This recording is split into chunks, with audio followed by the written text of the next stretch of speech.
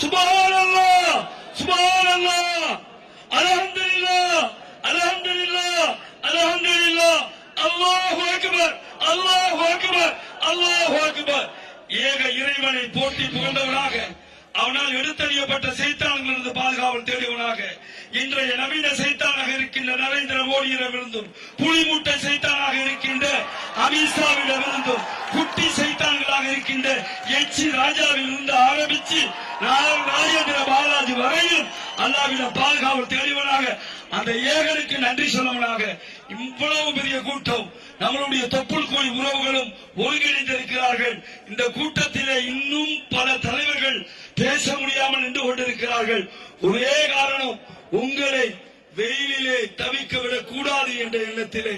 ஆனால் வெயிலெல்லாம் எங்களுடைய மயிலுக்கு சமம் என்கின்ற ரீதியில இங்கே ஒரு மாபெரும் கூட்டம் வந்திருக்கிறது. எதையும் தாங்கக்கூடிய